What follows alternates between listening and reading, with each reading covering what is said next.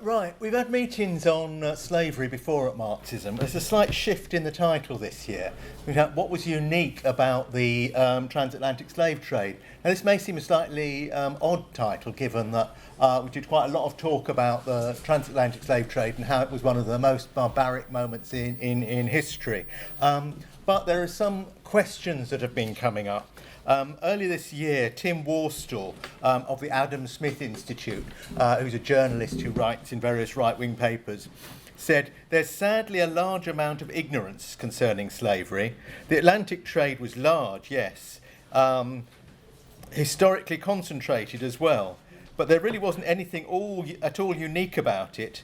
Not even that it was equatorial and sub-Saharan blacks being enslaved. The Arab slave trade utilised the same source." So he's starting from a position of saying there's all sorts of slavery that's been going on through history, and there's nothing particularly outstanding about what happened with the sub-Saharan trade, or the triangular slave trade as it's sometimes called, where millions of Africans were taken to the Caribbean and the Americas. He's particularly angry. The reason he was complaining this time was because of calls for reparations. Now, I'm not particularly going to talk about reparations. People might want to bring that up in the discussion. But I think it's an ongoing thing of saying that if the slave trade was a bad thing, well, most people accept it was a bad thing, but if it's something that was either the British government wasn't involved in, or if it was involved in it, it was later involved in stopping slave trade in the 19th century, so that was all right. And there's been a whole series about, there's nothing that Britain needs to take responsibility for now. That's the end of the argument. Now, what I want to argue is pretty much the reverse of that. I want to argue that the slave trade, this particular slave trade, was unique, and the reasons why it was different. I also want to argue one of the unique things about it was that it was largely responsible for the growth of modern racism, and that you can only understand the way we look at slavery if you look at this particular trade. You should go further and say that there's been an argument that's been developed by various Marxists based on arguments that Marx himself put forward, which I shall come back to, but specifically regarding the slave trade by Eric Williams and C.L.R. James about how slavery was involved in the origins of racism, and put it probably in its most detailed form by Robin Blackburn, who's done a series of very long and detailed books on the origins of colonial slavery, and most recently the one, the name of it, I can see it over there, but I can't remember the name off the top of my head. The American Crucible. So this is the argument that there's been various arguments put against it. There's historians like David Richardson who reject some of the key argument, which I haven't put yet, but which I would, and say that Marxists overemphasise the importance of the slave trade to the growth of capitalism. Well, I'm going to try and go through some of these issues, but just before I start, I wanted to start with this image, which is of a slave auction in the Americas that's 1861. Just as a reminder of what was happening, that black people could be bought and sold as property. They were treated as utterly subhuman, could be beaten to death. There's a family there. The family would probably be split up and sold to different places. And to say, as a starting point, and this is not even really the most barbaric bits of a lot of what went on during this trade, but I want to come back to this now. The argument that I'm going to put is that when you talk about slavery, there are different sorts of slavery. If you look at Marxist analysis that talks about history being a history of class struggle, he talks about the struggle between slaves and their masters as one sort of class struggle. He talks about the struggle between peasants and their masters, and then later on the struggle between workers and capitalists. One thing that I want to argue, that you can talk about different sorts of slavery, and the slave mode of production, which is when slavery was the key mode of production in societies like ancient Rome and so on, is actually quite different from what was happening in situations like this. The important thing about this is people sometimes talk about slavery as being a hangover, whereas what I want to argue is that slavery was key to the growth of early capitalism, and while it was something that became outmoded in capitalist terms, it was something that was within the growth of capitalism, and it was what made countries like Britain the great capitalist powers they were. Now, one of the arguments against this is people say, well, the Atlantic slave trade was started by Portugal and Spain, and if this was what made people great capitalist countries, why didn't it work for them? And alternatively, people say that by the end of the 19th century, the greatest capitalist powers like Germany had nothing to do with the slave trade. I think both of these are slightly false arguments. Firstly, it's not false about what happened with Portugal and so on. I think the reason that Britain started out behind and came to dominate the slave trade was because it used glorious, efficient capitalist methods in buying and selling people, and this allowed the country to build up. It gave the seed capital, what Marx calls a primitive accumulation of capital, which allowed the investment in the growth of industrial capitalism. Once the industrial capitalism existed and became dominant, it was possible for other countries to become involved. But what I want to go back to start with is going before capitalism to talk about what was different, because there's been a whole series of societies which have involved slavery, and there's different forms of slavery in the past. I want to just briefly look at a couple of things, one of which is the Roman Empire, and I want to talk about it in two terms. Partly about the role of slaves and partly about the role of race, because I think I want to start by what's different. This is the Roman Empire in about 100 BCE, so before its peak. But the thing I wanted to show from the map is that this is not a European empire up there. It is it's a Mediterranean empire that goes around the Mediterranean. Why this is important is because bits of Africa are in the empire. It had grown, influenced by earlier Greek and civilizations like Egypt, and it was not racial. There was where there were slaves. They could be from all sorts of backgrounds, but this was also true of the people who were either its troops or its ruling class. There are examples, for instance, from Roman Britain where ruling class burials have been found where the people were black Africans. Just an example, people may know of Trajan's Column, which is a victory column in Rome. There's a very detailed copy of it in the Victoria and Albert Museum if people have a chance to go and see it. This is the Moorish cavalry who fought with Lucius Quietus in Palestine. I just quite like this picture because it's a bunch of Moors with little dreadlocks who were fighting as part of the Roman army. I'm just seeing this in point because I want to make the point that Rome was a very vicious society. I'm going to come on to slavery in a minute, but the point about their slavery was that it was not based on race. So you could be on the ruling side and be black, or you could be a slave and be white. And you saw all sorts of roles. This is a couple of slaves working with a woman in Carthage. That's actually in North Africa, but it was part of the Roman Empire by this time.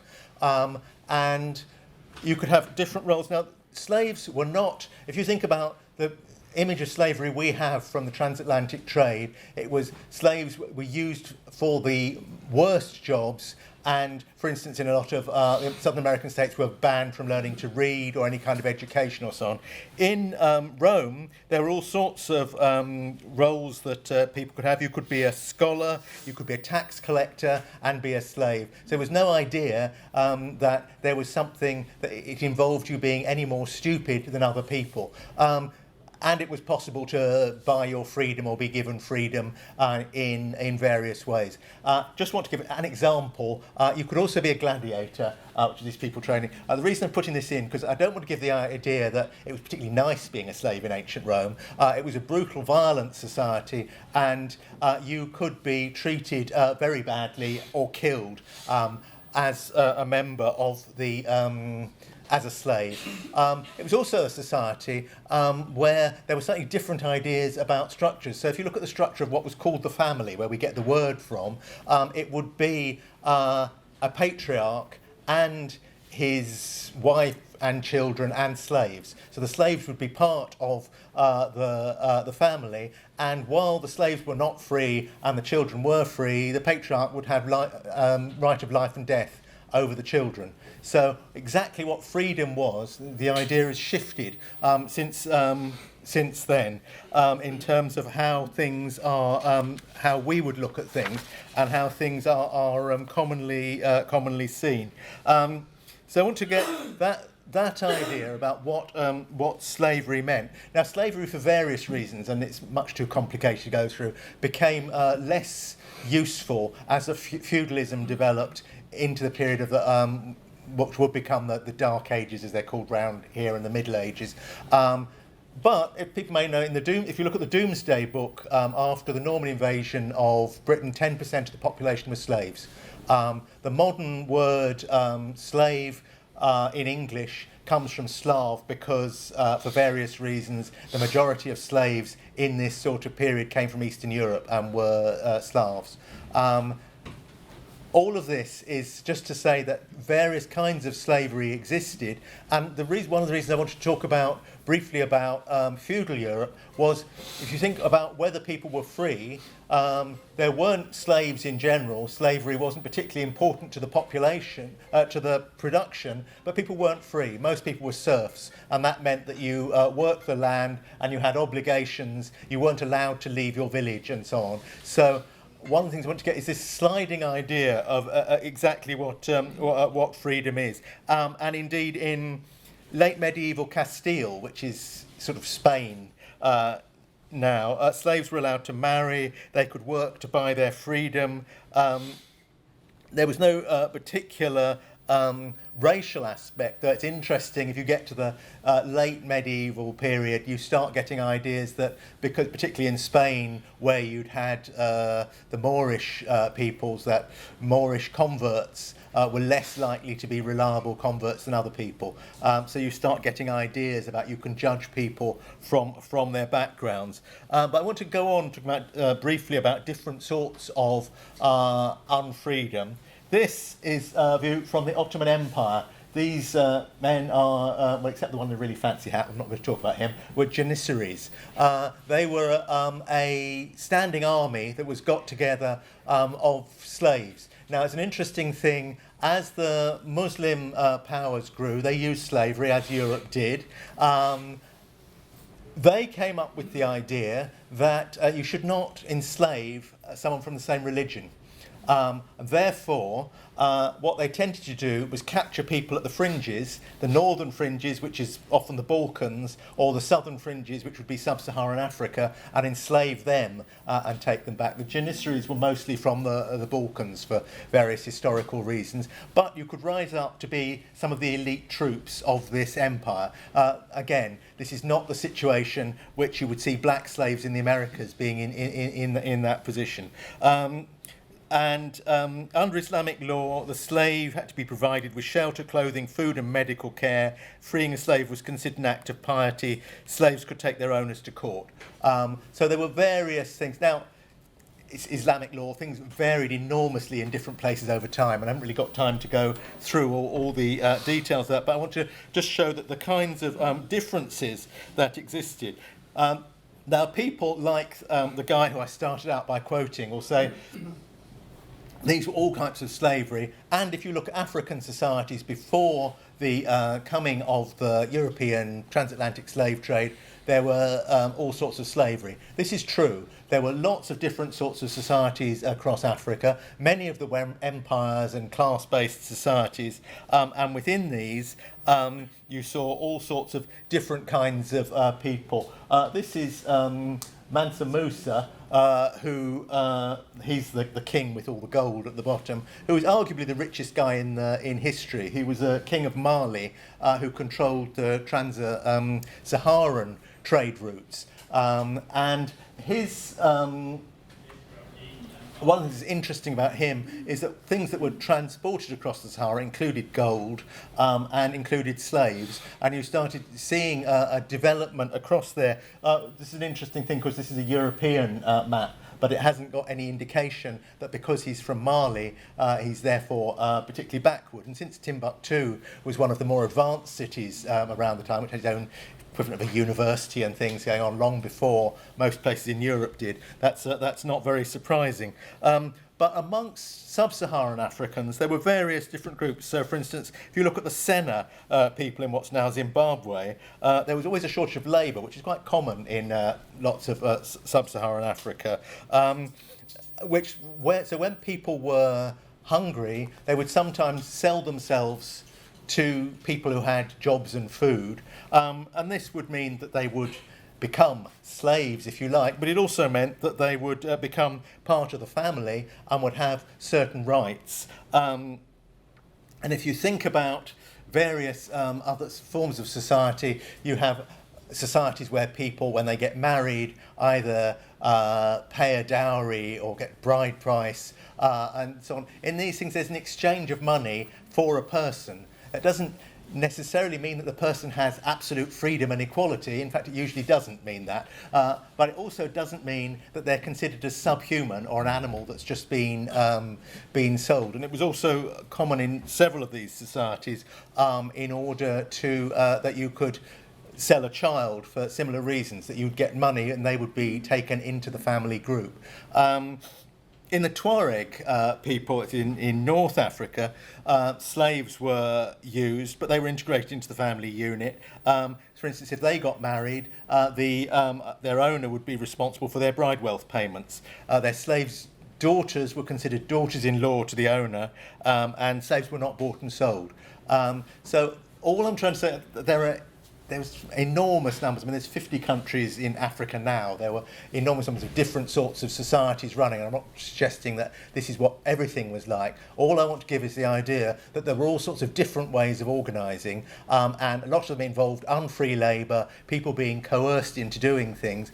But there was a difference between what was going on there and kind of things that happened in the transatlantic trade. It's also the case that people talk about the most like the missed one. That's the I've moved on beyond that, so I'm not going to explain what that is now.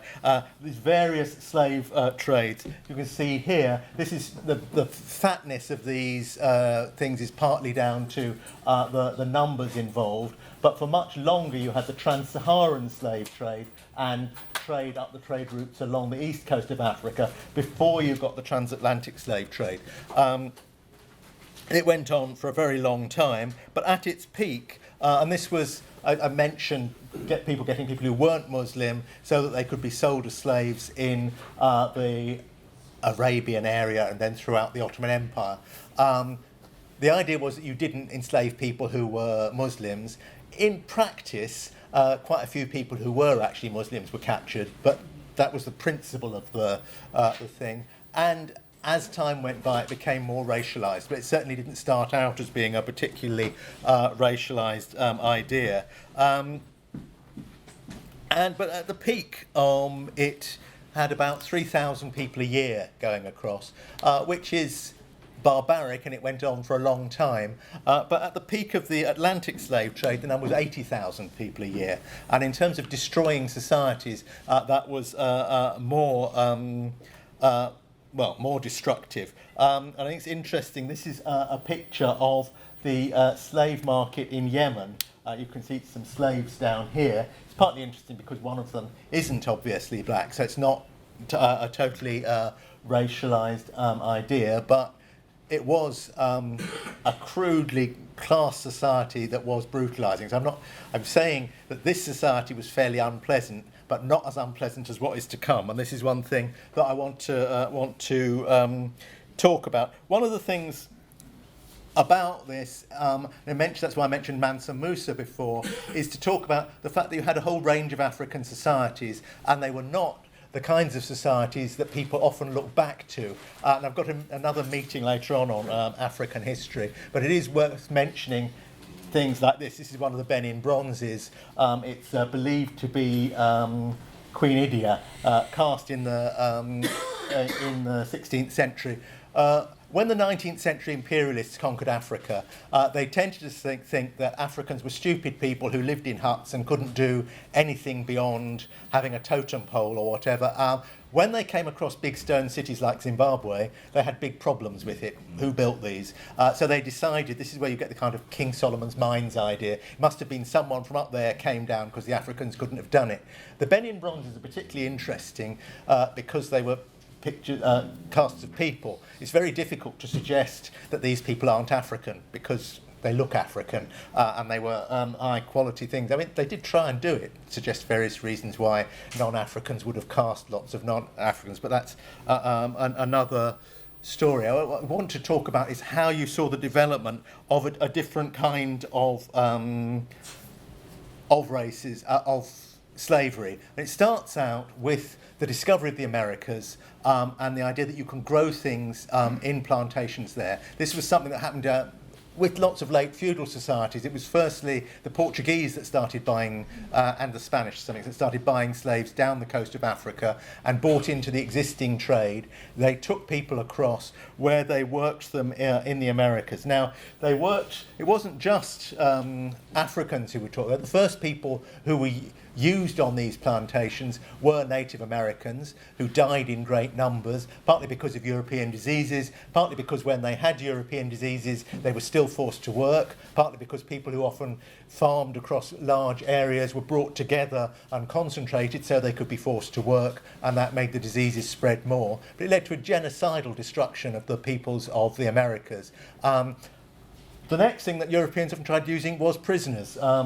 This is people being in London, being chained up to be sent as indentured labourers and convicts to work in the Americas. There were a number of reasons why this. Well, it was fairly effective, but wasn't as effective as people liked. One of them was the difficulty people had working in tropical heat.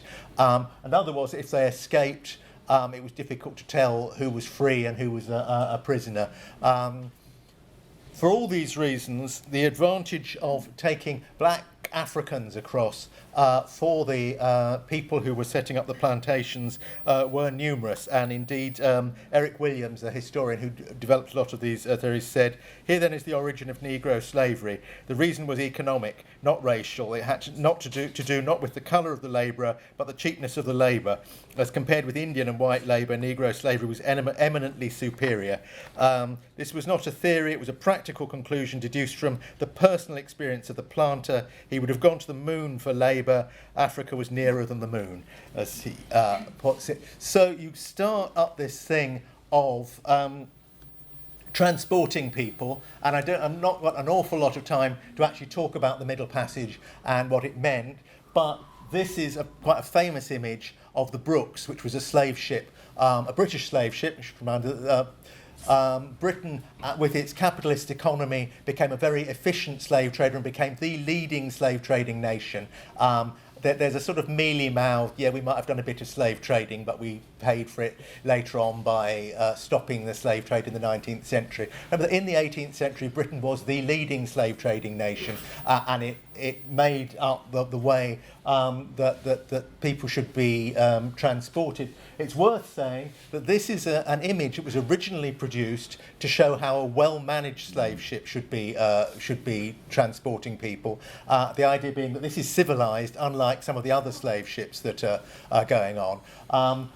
The stories about how many people died and the filth in which they were in, I would recommend people read Oluda Equiano's book.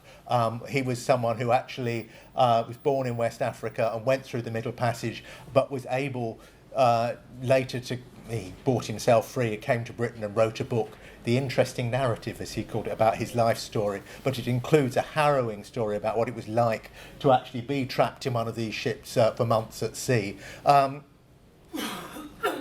Just one example of what this meant, and this is another English example, is the story of the Zong, which was a ship that was carrying people. Many of them were sick. They were worried that they wouldn't get the price for the slaves when they got to the Caribbean. So what they decided to do was dump them overboard, then say they'd been forced to do it because of weather conditions and claim them on insurance. It was discovered that they'd done this. A court case came up in London, but it wasn't a court case for murder. It was a court case for insurance fraud.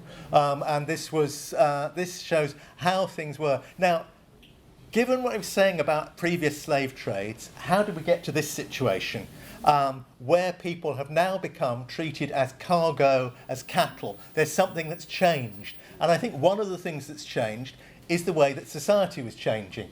With the growth of capitalism, you do get big divisions within society, but you also get another idea, and it's the ideas that come. This is the French Revolution, but there's with the American Revolution, that we take this to be self-evident that all men are created equal, is the founding statement of the Americans. Liberty, fraternity, brotherhood. This is the founding statement of capitalist France. So if you start saying, actually, unlike if you think of feudal or slave societies, there was no idea that everyone was equal. You had all sorts of different hierarchies of people, and therefore, if one person had life or death control over another person or beat them to death, you wouldn't necessarily think that was an odd thing. But once you get to a situation where you're starting to argue that everyone's equal, that actually, if I become enormously rich, it's through my hard work, and all this sort of thing, then you start getting to the problem of, hang on, what about all those people who you're treating absolutely like dirt, as subhuman? In that circumstance, you start needing a justification for it. And this is where you start seeing, initially amongst the planters in the Caribbean, ideas that say that actually black people aren't really people at all.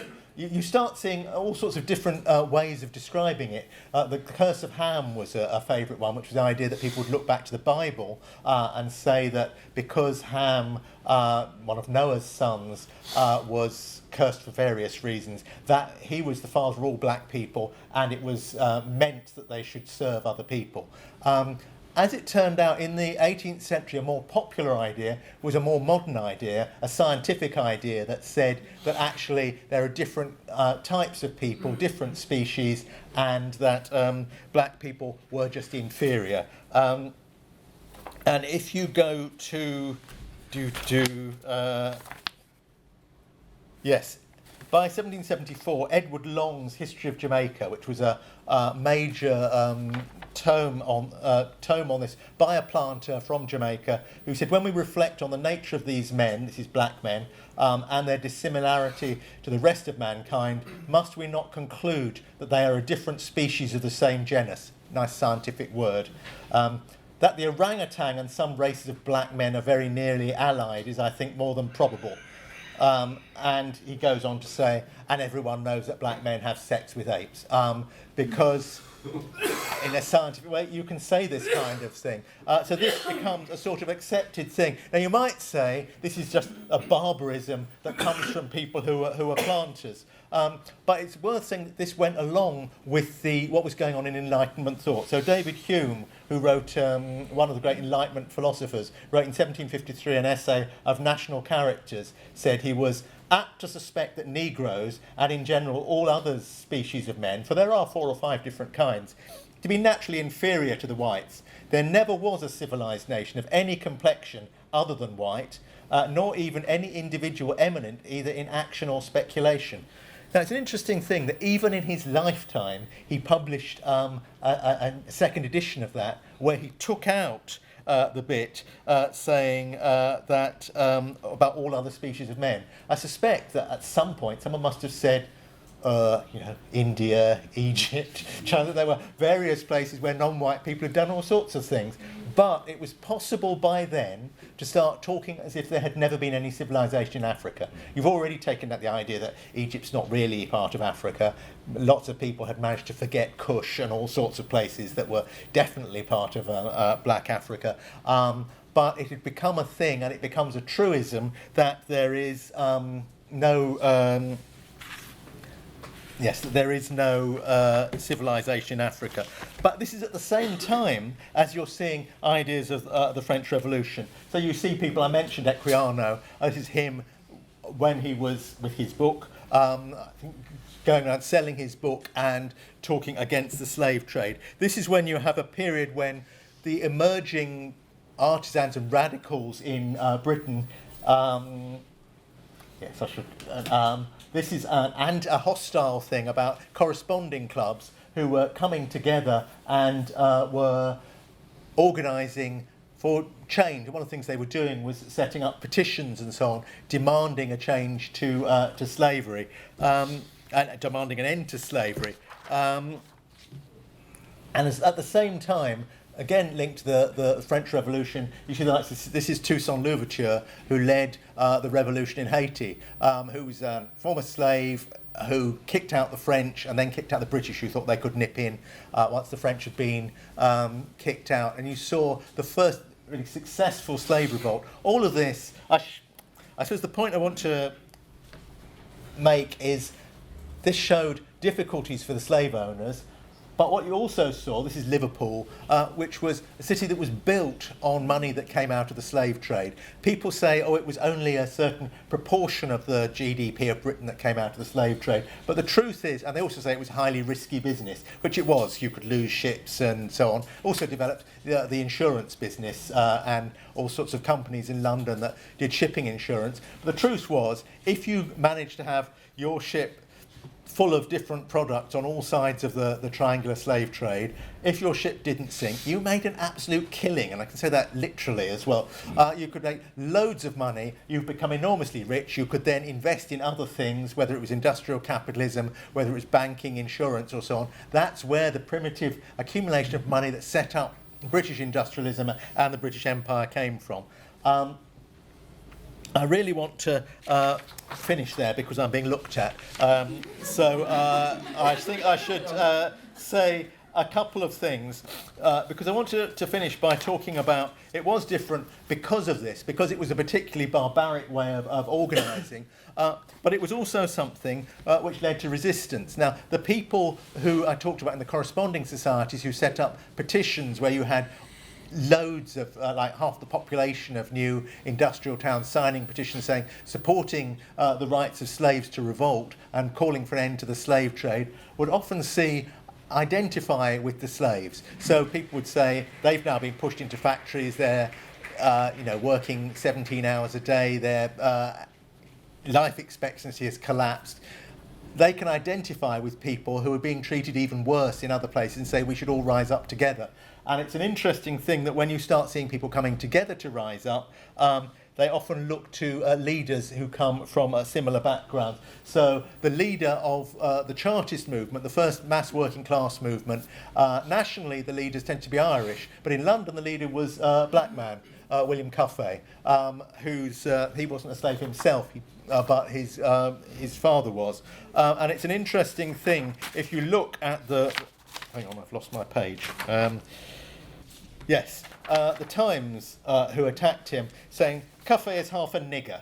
Some of the others, this is Chartists, Irishmen. We doubt there's half a dozen Englishmen in the whole lot. And you see there the beginning of, we can use racism to try and divide them. Divide the blacks from the Irish and from the Englishmen, and perhaps we can keep them all under control. And I think that you start seeing this kind of thing because racism was very useful. And I want you to come back to what Marx said, where he said that direct slavery is just as much the pivot of bourgeois industry as machinery, credits, etc. Without slavery, you have no cotton. Without cotton, you have no modern industry. It is slavery that has given the colonies their value. It is the colonies that have created world trade, and it is world trade that is the precondition of large-scale industry.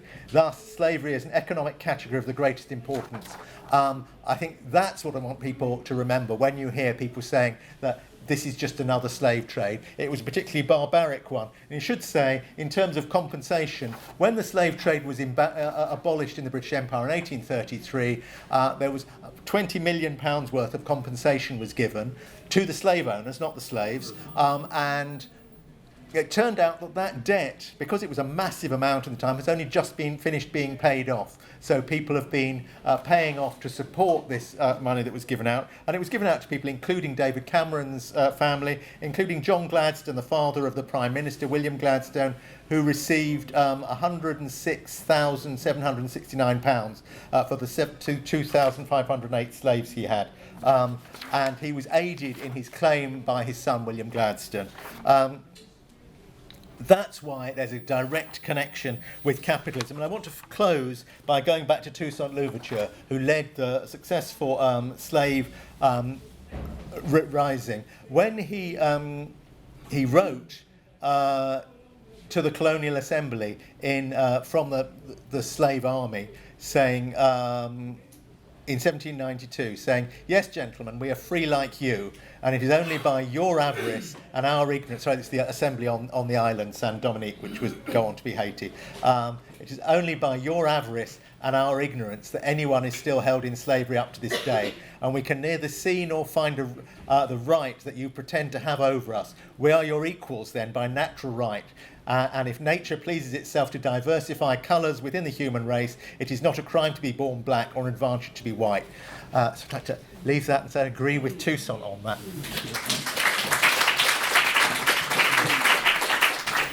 Okay, thank you, Ken.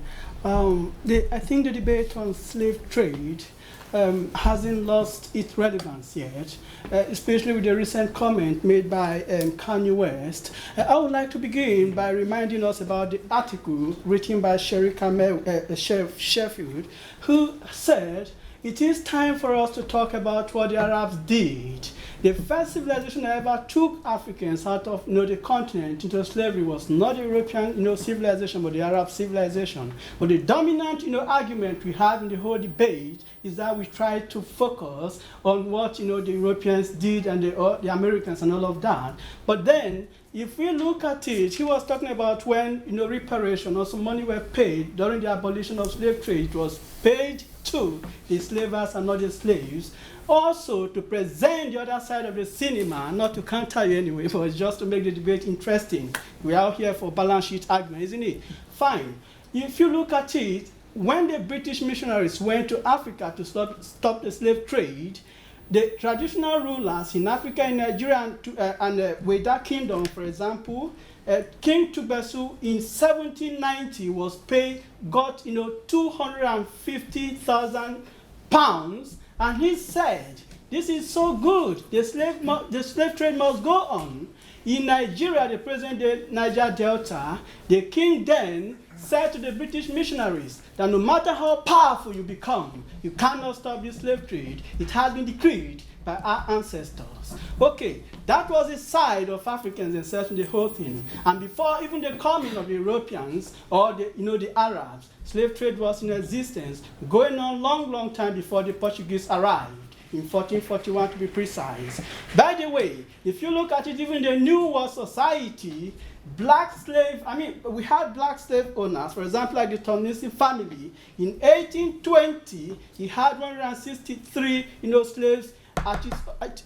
Sorry, that's not... All right. He was estimated to be the fourth richest man in the old South Carolina. He was a black slave owner. And to conclude, with this, with the other side of the argument, when Louis Gage Jr. went to East Africa in Tanzania to carry out some documentary, on the slave trade and all the monuments, left behind in Africa, at the end of, his adventure, he said to the Tanzanian journalist, "Humphrey, your parents were slave owners, and my parents were slaves. He sold them into slavery, and that has led to where I have become now. Being black and American, I never bargained for that. Humphrey, tell me, how do I forgive you? If it is true that our ancestors participated in this crime, then the world has no case to answer." Thank you very much.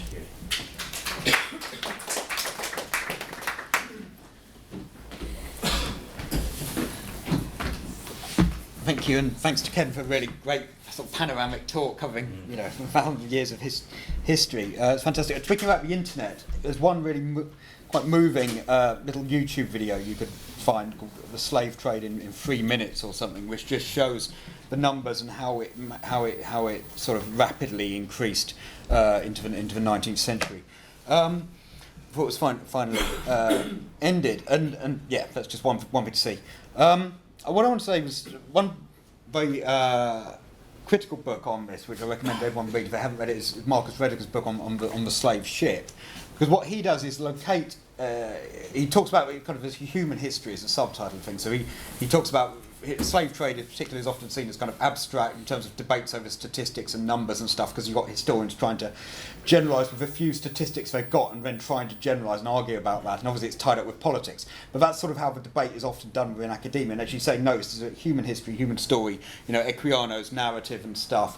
Even if Equiano himself, there's controversy about Equiano, whether he himself was born in West Africa or not, but the point is he was around people who had gone through that Middle Passage, and so he is a really vivid account of Middle Passage. But I just wanted to read one bit from Rediker. The other point Rediker makes is, it's fantastic about way race and class are intertwined in terms of the slave ship, the crew, how workers are picked up press ganged often into the slave ships and stuff, and how and they're involved in class tensions with the slave owner, and then race kind of trumps class when they pick up the African cargo, if you like, for the Middle Passage. But how there's exploitation and oppression interlinked and stuff at every point. It's a fantastic book. I just want to read one quote, because what he makes clear, though, throughout it all, is the way it's tied up to capitalism. And he says, the slave ship was a concentration of capital. It was a bearer of capitalist assumptions and practices about the world and the way it should be. In an interview, he said, we sometimes think of slavery as being pre-capitalist or non-capitalist, and that capitalism only really begins with free wage labour. That blinds us to a lot of very important processes. People were expropriated in one setting and then moved to a more market-orientated setting where their labour was exploited through usually quite violent means. In that way, the slave trade is emblematic of a larger process that's happening to workers everywhere. If you think about Martin Empson's book on what's going on with sort of enclosure acts in Britain at that time, what's happened to the peasantry being kicked off the land. So you've got that process. Just one more paragraph. He says, all these enslaved Africans were moved to Western Atlantic plantation system, and their lives would be consumed by producing sugar, tobacco and rice for the world market. I like to paraphrase the great Guyanese scholar and activist Walter Rodney, who said that in the slave trade, capitalism paraded without even a loincloth to cover its nakedness. What you're seeing is brutal capitalism at its most naked in the slave trade, in slavery. But the other fantastic point final thing is just about Rediker's book, is that he shows there was resistance, at every point. I think 1 in 10 journeys on the Middle Passage saw slave insurrections.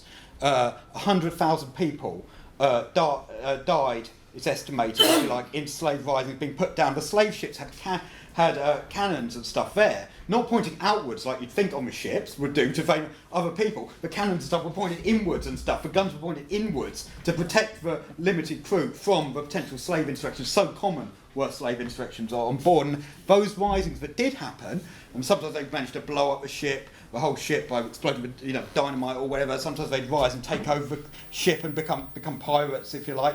So they're black pirates in this period thing. What that did, though, was save the lives. By every time they had an insurrection, that saved the lives of thousands of other people as well, those insurrections. So we should remember there's always resistance as well.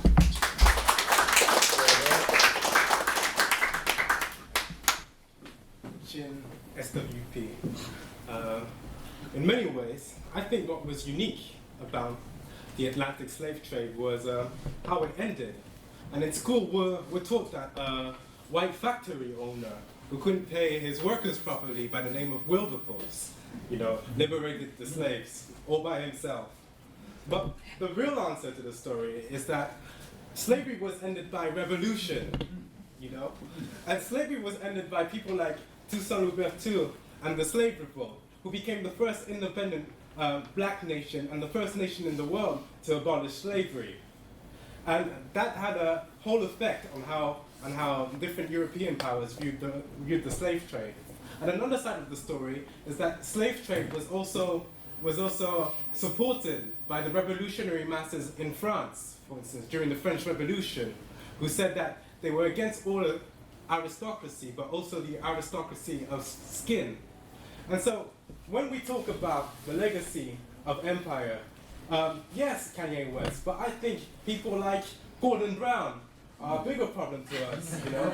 Gordon Brown, the Prime Minister, who can say Britain should stop apologizing for the legacy of the empire, you know. And that's why I welcome the fight for reparations, because it puts the finger on where racism began and who is responsible for it.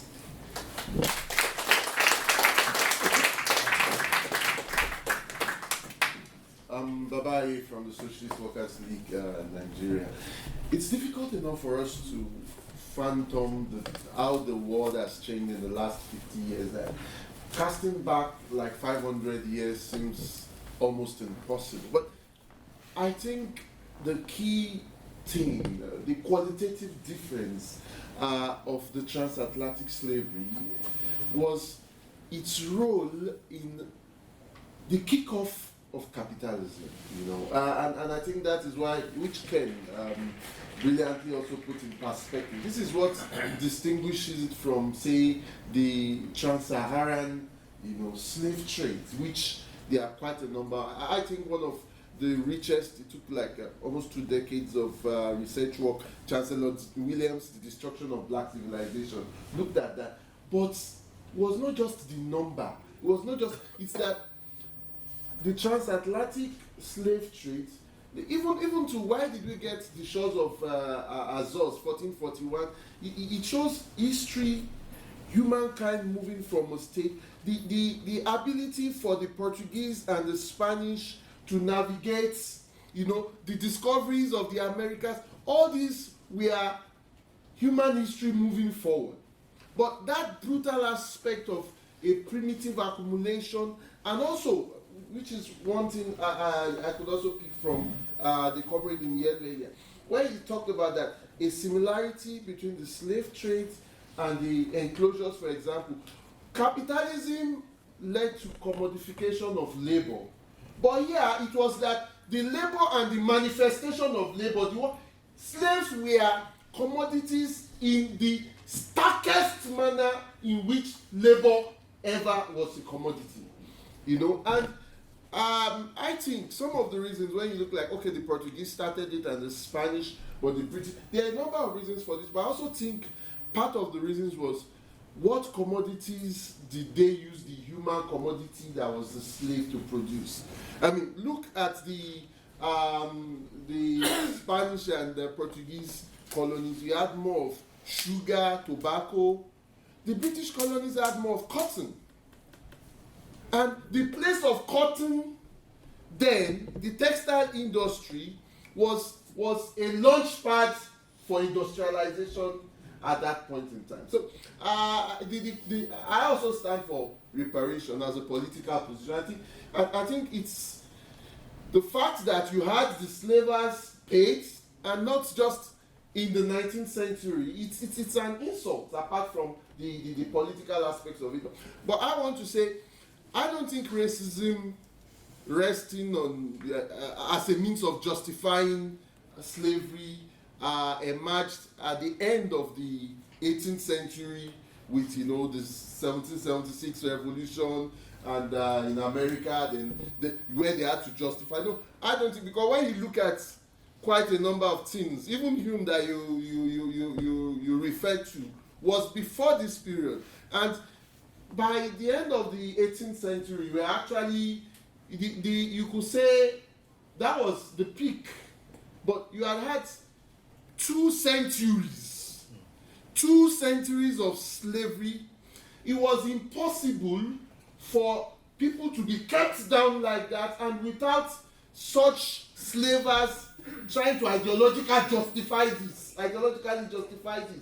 So racism has roots in the act of slavery itself, not as a response to the assertion of every human being having a right as human being. And so I think that's the only aspect of the presentation that I disagree with.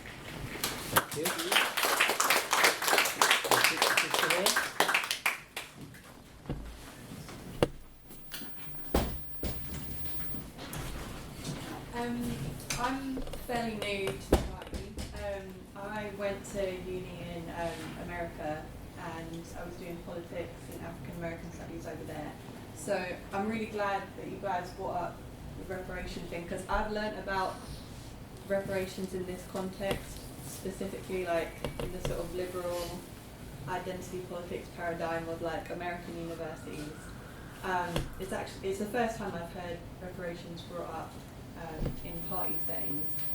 But I just wondered, like I had a question of how is it different, or like how is like the socialist vision of reparations different from like say someone like Ta-Nehisi Coates or like kind of liberals and stuff in America and the way that they present it. Yeah, because I do think, especially with the points brought up, how, you know, £20 million being given to former slave owners, and then learning in my degree about, you know, things like inheritance and like these really tangible ways like that sort of justify why reparations are needed, and like the amount of like wealth that's passed on from each generation and how that's racially stratified. Yeah, so I just wanted to ask that question: how is it different, if at all, and how does it work like, when it's instituted?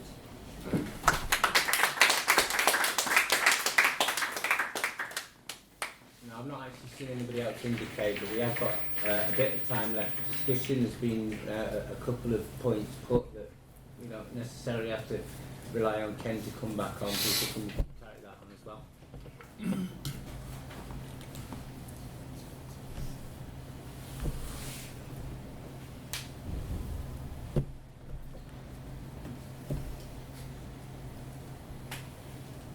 I know there's a lot of you, but I can keep quiet.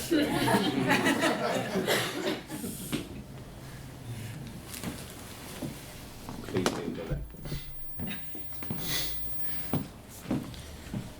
I just wanted to say, if that's okay, I'm not judging you, this, you can disagree, is that I'm proud of this country, and but this slavery thing was absolutely terrible. It was absolutely terrible. And Britain being a Christian country, you know, why did it allow it to happen? And you've got the far right parties now in Britain. I mean, I'm very proud of this country, and I'm loved living here and all that. But unfortunately, there's racism, you know. I'm from Edinburgh, Scotland, and I got a lot of racism, and I was racially attacked, you know. And I thought, it's very sad, you know. I mean, why? And you know, as your fellow comrades, I'm a comrade. We've got to fight against racism, you know. I mean, if we let them win, basically what's going to happen is they're going to send people like myself. I was born in Edinburgh. They're going to send people like me back to my own country, you know, and it'll be just English or Welsh and Scottish, you know. Is that what you want? Is that what people want? No. So we have to fight. Thank you. Thank you. David at the back.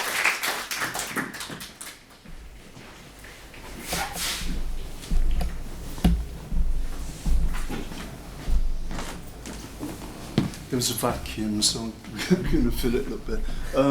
So I haven't really thought this out. I think one of the things about slavery isn't so unique. It was a sort of similarity, in, you know, within various periods of slavery. It was actually not so much about, you know, the genetic sort of thing of dehumanising and ridiculing black people, but basically how you know, people's identity was taken away from them. And an aspect of that, I think, is quite ironic in a way, in that black people taken to the Caribbean had beaten out of them, you know, their faith. And, you know, we kind of, in the party, respect people to have a faith. And it was very well documented, really, that part of dehumanisation and taking people's identity away from them is taking faith away and denying faith and community to people. And what is really ironic about it is that the slavers, the British, The Spaniards in South America basically were, would take away your faith, would take away your identity, but will actually replace it with Christianity, for example. So the ironic thing is really about the spirit of resistance, I think, in that if you actually look at when people became Christians, I'm not advocating that, but when they became Christians, that they actually used their Christianity to fight back. Why are we celebrating Martin Luther King? He was a Christian, he was a great Christian, and he also had that spirit of resistance, and he used the faith that had been forced onto black people to a large extent and welcomed to actually fight back against the system, and that was also about fighting back against slavery. So I think it isn't just about the atrocious conditions that slaves actually faced, and the sort of things that you talked about, Ken, in people being chucked overboard and dying of diseases. It was actually about how identity was systematically taken away from people. Thank you.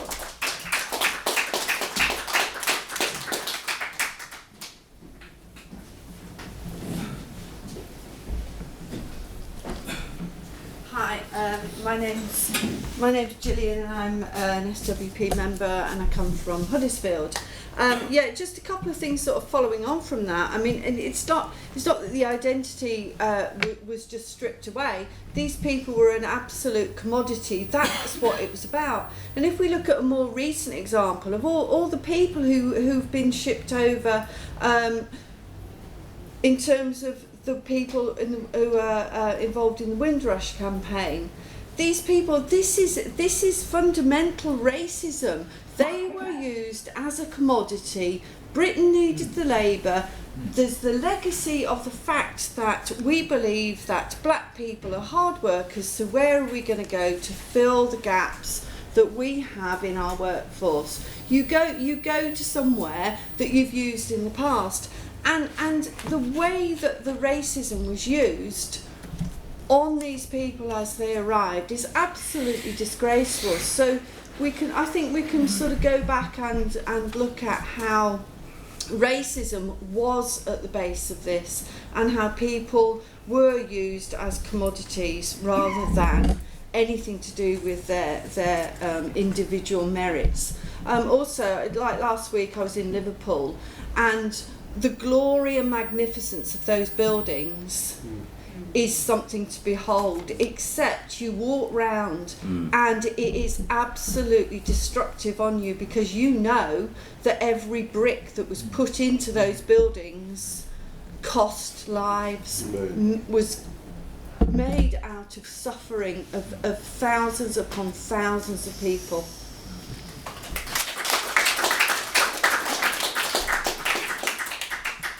Be the last speaker. Okay, John Carr from Liverpool. Just following on from that contribution and how Liverpool was built.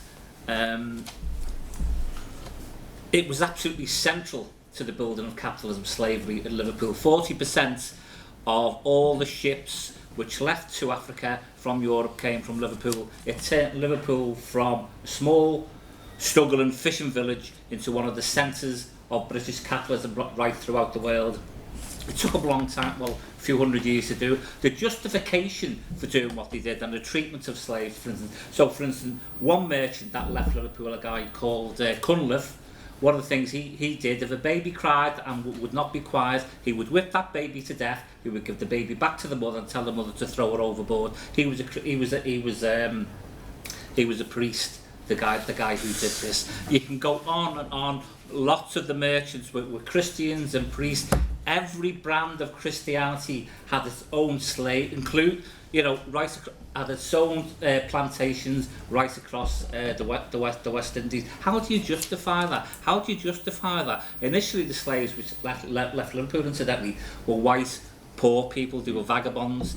They couldn't justify that. They couldn't sell that to people in the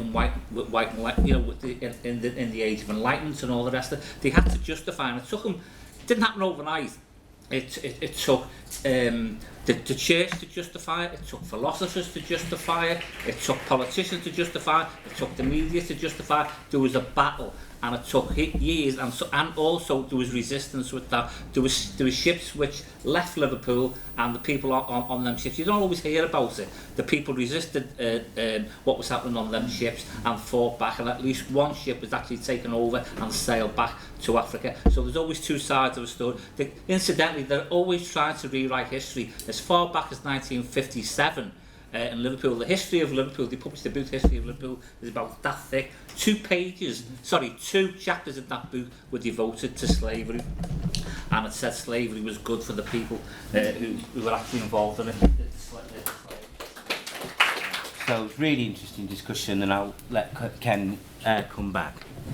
Right, there was a lot of stuff come up, and I'm not sure I managed to cover all of it.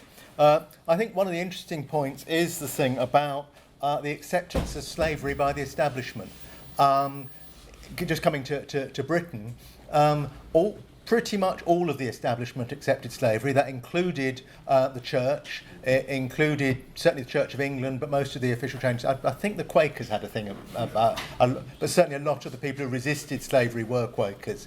But it did mean that this meant the Church of England owned slave plantations. It wasn't just that they sort of didn't do much about it. And they looked to the Bible and said the Bible talks about how slaves should be run. Now, obviously, I've forgotten who just said it, someone just said about different ways of Christianity looking at things, that obviously when slaves became Christians, they then looked at other bits of the Bible about the Hebrews being held, the Jewish people being held in slavery, and how they fought against that. So people took different things out of different parts of the story.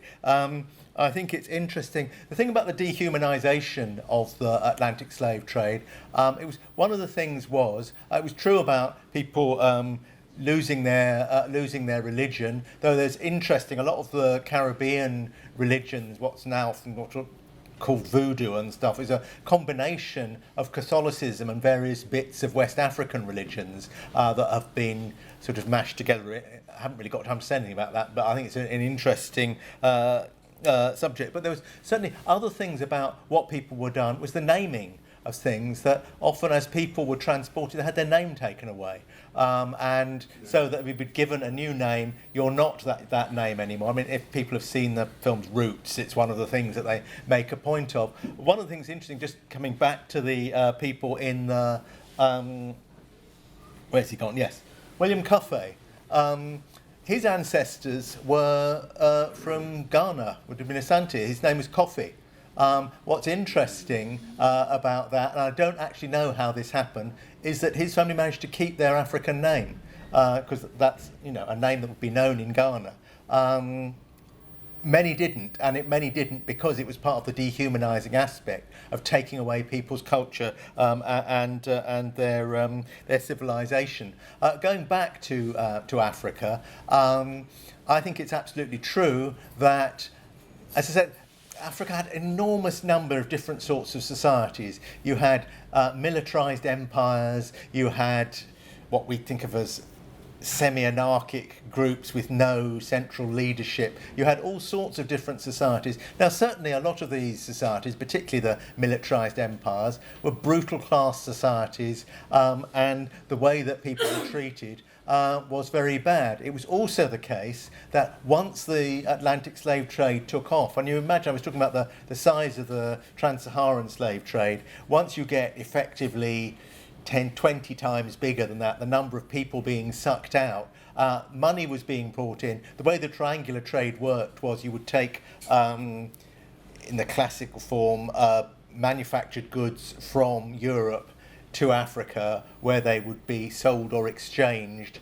for people who would then be taken across the Middle Passage, where they would then be sold, and you would then buy cotton or tobacco or whatever the products of the plantations and take them back. This is one of the reasons they made so much money, was because you had your ship full on each section of the voyage.